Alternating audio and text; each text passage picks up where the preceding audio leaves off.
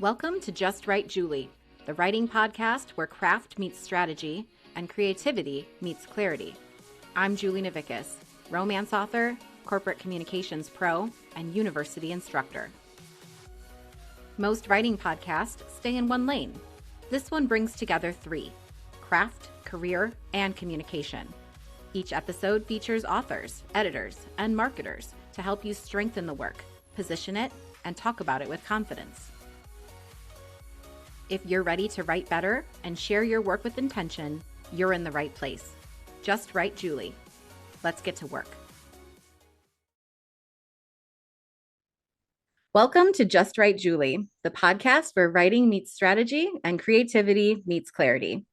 I'm your host, Julie Navickas, a multi-published agented romance author, a corporate communications pro, and a university instructor.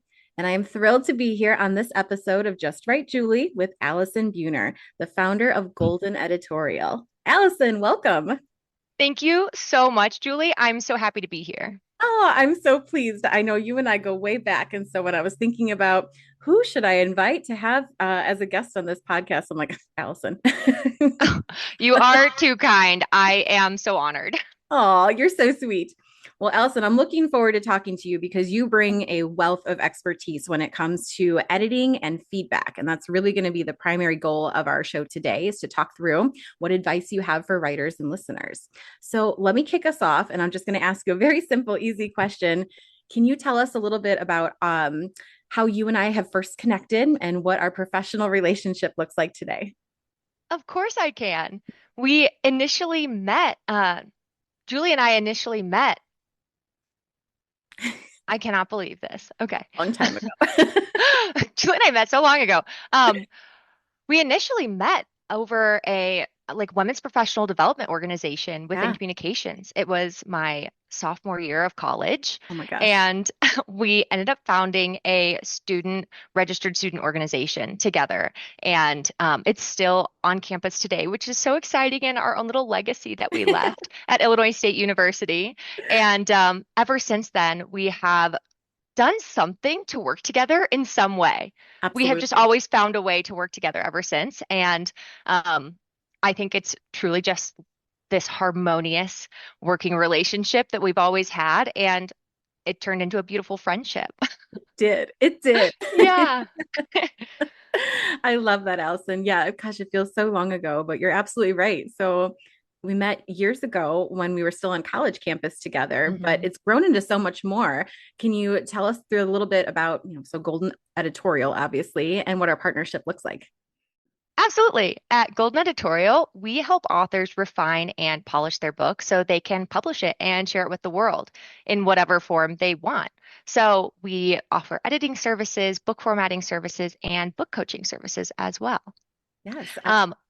And Julie has been book coaching for us, and she helps querying authors through the querying process, reviewing their materials and coaching them to have the most successful querying experience they can. Yeah. And that's not an easy process. And I really appreciate services like yours that help authors really figure it out, because it's just a really difficult industry to be in, and you don't know what you don't know until someone helps you and kind of holds your hand along the process. So I'm personally thankful for services like Golden Editorial. You do good things, Allison. That's so sweet. Well, let's dive into more of the nitty gritty, right? About your professional experience and your expertise in editing. So one of the first things that authors typically will ask me of, like, all right, I have this manuscript completed, and I'm like, great, that's wonderful. And they say, like, well, what do I do next? Right? Like, what step should I possibly take? Yep. So from your lens, right, from the editing standpoint, what's the biggest misconception you see about what editing actually is and how an author should approach it? The biggest misconception that I see is that authors think editing might just be one thing. They finish their draft and they think, I need to get this edited. And it's actually this whole spectrum of different processes that serve different purposes. Developmental editing looks at structure, character arcs, and pacing, and line editing focuses on prose and voice. Copy editing catches grammar and consistency. Proofreading catches final typos. When authors collapse all of that into one vague idea called editing, they either try to do everything at once and get overwhelmed, or they hire the wrong type of editor for the stage that they're actually in. So I think the first shift I would encourage is moving from the I need editing to I need this specific kind of editing right now. Yeah, absolutely. I Mhm. remember being completely confused because I had the same misconception of when I started of like, oh, I need to work with a professional editor, which Mhm. yes, true, I did, but I had no idea what kind of actual editing I needed. What do you recommend first for a new author who just completed a manuscript? Yes. So for a brand new author, with their very first draft, certainly you would want to start with self-editing. But as far as what you would look at for professional editing, if you can, I would recommend going through every single phase in the editing process, more so for your own education about, I mean, think about it this way. Yeah. The editing process has been refined over hundreds, maybe thousands, that might be a stretch, hundreds of years between authors and editors and publishers trying to create these lovely readable books that readers really enjoy. Right. So the process exists for a reason.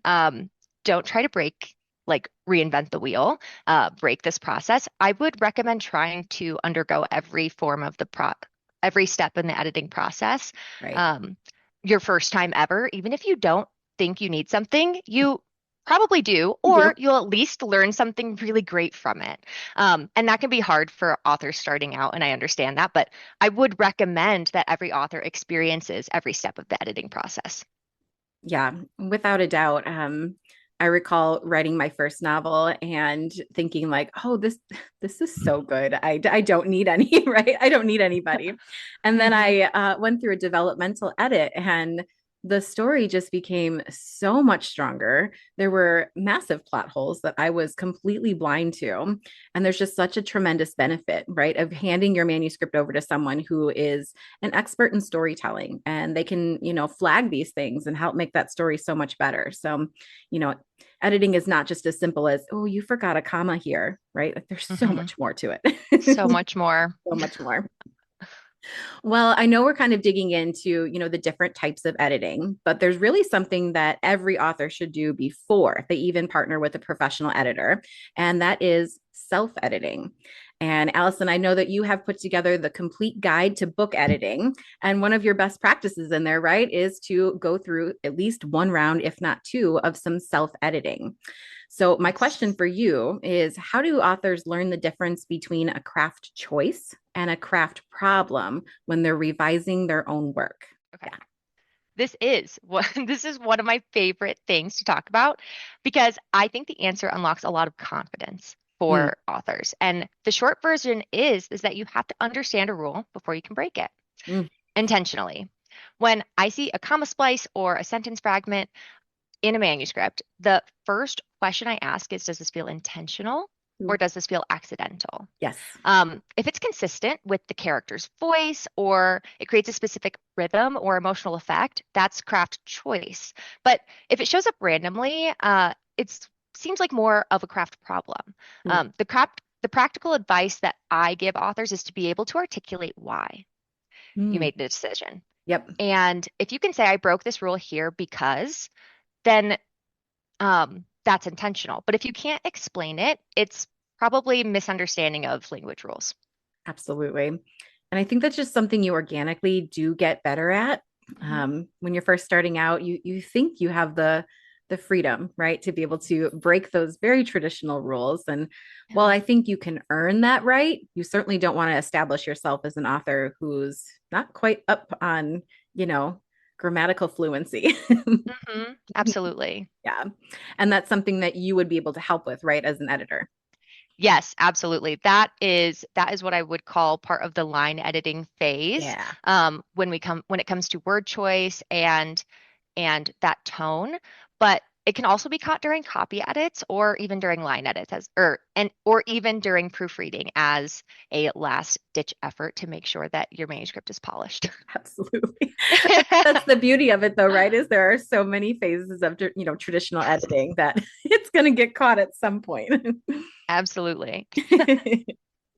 Well, Allison, I'm curious. So I know that you work with a variety of different authors, traditional authors who are looking to go down that traditional path for publication, but you also work with indie authors as well. So I'm wondering, is there a difference or a way that you would approach a manuscript differently depending on what publishing path your author wants to take? Oh, that is such a great question. Um, yes and no. So when I am approaching manuscript editing, I would largely do uh, for authors who are doing either self-publishing or querying. I do have authors who come for developmental edits and sometimes even line edits before querying as Oh, well. yep. And so I'm not just looking at what the reader experience is going to look like. I'm also looking at it from a literary expert's lens Mm-hmm. and whether or not it's going to resonate with someone who understands the market and the genre Ah, that the author is writing in. So I'm helping the author make choices that help position them better in the market and therefore stand out to agents as well. yes. I love that answer because you're absolutely right. There's a whole extra layer, right, that goes into that Mhm. traditional publication path. And I don't know that everybody recognizes that, at least from the get-go. But, Mhm. traditionally you're going to want to work with an editor in a professional, setting to make sure your manuscript is as polished as it possibly can be. But when you're headed down that traditional path, right, there's that extra layer of wanting to get an agent's attention. And you have to do Mhm. that before you can further yourself down the road. And that could Absolutely. take a really long time. And it's a lot of persistence and time spent. So you want that manuscript to be as polished and professional as possible. Yes, absolutely. You want to make sure that your work is going to be seen and valued by those agents that you pitch to because they see so many manuscripts Absolutely. all the time. And All so the you want time. yours to stand out. Yeah, without a doubt. For good reasons, obviously, too. Yeah, yeah, Yeah. I've heard several authors who are like, well, I don't really need to go through a professional round of editing because if I go the traditional path, they're going to give me an editor anyway. And I don't think that everyone quite understands that there's a whole hurdle you have to jump over before you even get to that position. absolutely. Yeah. Yeah. Different viewpoints for sure. And it's definitely worth thinking through it, I think, to give yourself the most Yeah. chance for success.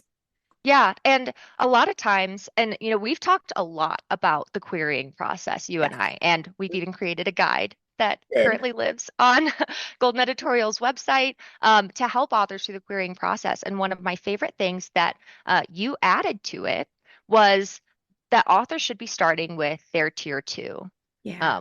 agents when they query.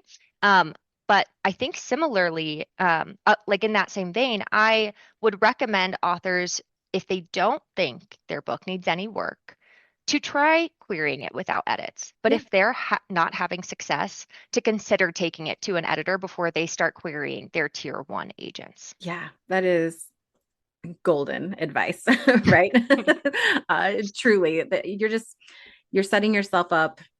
I don't want to say for failure, right? But you're doing yourself a disservice by not investing in yourself and your manuscript up front. Absolutely. Yeah.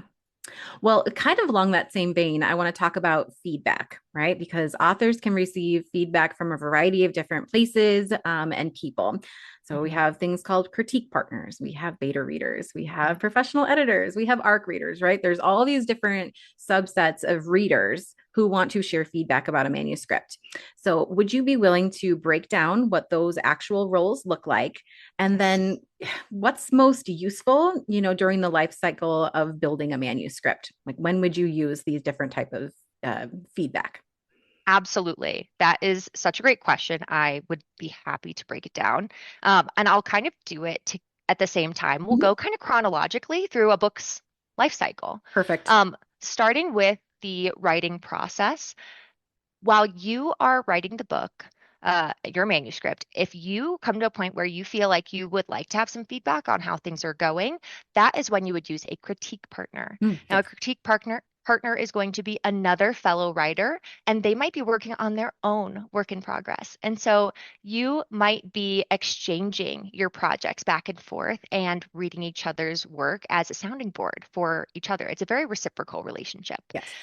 But that is throughout the writing process. once you finish and you have a first draft, um, even if after you do some self edits on it, potentially is when you would share it with alpha readers or beta readers.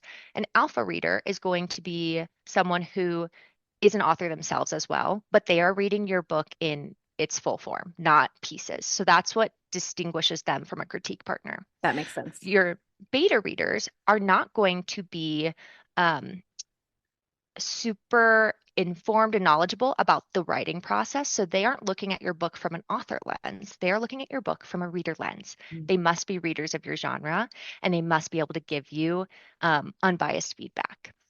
And then once you move on from beta readers, that's when you might pursue professional editing. And so then you have that all of those phases there that I'm going to put as one form of feedback for the sake of this explanation.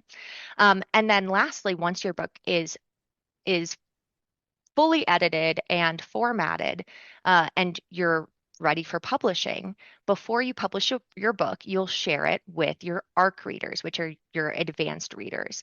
And those readers provide feedback, but it's not for you, it's for other readers. So when you are sending it to your ARC readers, you don't want them to share their feedback with you unless it's nice. That Because is true. they should only share, well, I really think ARC readers should be sharing their honest opinion of the book in general, but True. they shouldn't write to you and tell you I hated this book. I hope not. No. That feels real bad. Yeah. Yeah, no. And I don't think that's I don't know how common of an experience that is, but your ARC readers are sharing their experience of the book with other readers in the form of reviews. That makes total sense. And it's overwhelming, I think, especially as a new writer, to be like, what do all of these terms mean, and how do I find these people who are going to read and offer me feedback? And it takes time, right, to build that community of readers who will offer you really strong feedback. But I can even speak for experience. Even with my first few novels that I wrote, you get so much feedback that it's really difficult to sit and stare at 10 different versions of the manuscript, and this person liked this but the other person didn't like that, and this character didn't resonate for this reason but this one did. How do you decipher, like, how do you choose what feedback to use without getting completely overwhelmed and discouraged? Yeah, that's a great question, Julie. Conflicting feedback is one of the hardest parts of being a writer. When what I tell authors is that not all feedback is equal, and not all feedback is for you. Ooh. When you get a note that contradicts another note, the question isn't who's right, it's what problem are they actually identifying. Sometimes two readers give you opposite suggestions because they're responding to the same underlying issue, but they don't have the same vocabulary to describe it. So Oh. look for the pattern beneath the contradiction instead. But another thing would be to have a clear sense of your own vision of your book before you accept feedback from others. If Right. you know your intention, and you know what you're trying to do with the story, then you have a filter. Um, and I would say to use your own personal discernment. If something, if you're sending out your book for feedback from multiple people at one time, you can look for patterns. And if only one person says something and you don't agree with it, you can probably let it go. But if multiple people say something but it doesn't feel good, think about why that doesn't feel good. Is it because they're pointing out an issue? I have had some authors just disagree with me on my feedback. They're like, no, that's not what I was saying. I was trying to say this. And I'm like, I know. I can tell that you're trying to say something Right. else. That's exactly what I'm saying. Right. You're adding to my point because that's not what I'm getting when I read this passage. So what can we Exactly. do to make it reflect your true intention? Right. Because the people giving you feedback want your book to be wonderful too. Well, without a doubt. And that's just such, valuable feedback. Because I say this all the time. I'm like, things make a lot of sense in my head. And then they come out and it's not at all how a message is received. And so it's just so strategic and smart to have multiple people who can look at your book holistically and not have that same internal, thought process. It just brings Absolutely. so much clarity to the story. Yeah, that's a Yeah. great way to put it. Well, I really like that advice, Allison. Kind of along the same line, I recall when I was first starting, it was really difficult to find these, groups of readers or a critique partner, or, how do you find beta readers? Y- Money only goes so far, right? When you're able to look at the cost of editing and the value of it. So what's your advice on how do you secure these partners or these readers? Mm-hmm. Absolutely. So when you're starting out, it's okay to be really overwhelmed with trying to assemble this big team that you're going to have read your book, all these different stages, but it is okay to start small and go deep rather than really wide. Yeah. Having one really great critique partner who understands your genre and your vision and intentions is so much better than five who don't and Yes. who you hardly know. Yes. So look for writers who are at a similar stage or slightly ahead of you, even better, who write in a similar space and who you can reciprocate with and offer value back to them. The best feedback relationships are mutual. So as your career grows and your budget allows, and as your network grows with your author platform, which is one very common way authors connect with each other, Right. um, is to slowly grow that network of trusted confidants in that space. But it's okay to start small and don't put too much pressure on yourself to have this built out holistic team for your first novel. Yeah, yeah. And that's really truly wonderful advice because it's very easy to get overwhelmed and think you need 20 beta readers. You don't. You No, don't, right? Like you're learning through the process and feedback is valuable, but you do have to be wary of what feedback you're receiving and how best to handle it. So, yeah, it takes some time to build up those groups, but great it advice. does. And Hmm. that's okay. That's okay. Yeah. Well, Allison, we've covered a lot today. I know we've gone through some self-editing tips and we've talked about, craft and what different types of editing services are available. And we've talked about feedback, how to build a team that will help you. Um, what advice, if there was one takeaway for a listener who maybe just tuned in for, 2 to 3 minutes, what would that one piece of advice or lingering, piece that you would want to leave? I think my one piece of advice as you're navigating this process post finishing your first draft is what specific problem am I trying to solve right now? I think you can ask yourself that at every phase of the process, and I think it will always guide you to the next right step. So it stops you from seeking certain feedback too early or too broadly, and it keeps you from going into revision paralysis if you're focusing on one thing at a time. So I would say that asking yourself that what specific problem am I trying to solve right now is the best way to navigate this um, feedback process that can Yeah, take a lot of twists and turns depending on what you and your book need. definitely. And I like how you worded that too, revision paralysis. That is so descriptive and so perfect. I can immediately feel what that feels like. Uh-huh, absolutely. Definitely. No, fantastic advice as always. Allison, where can listeners find out about Golden Editorial and the services you provide? Thank you so much for asking. You can find out more about Golden Editorial on our website, thegoldeneditorial.com, or you can follow me on TikTok at Allison Buehner. Fantastic.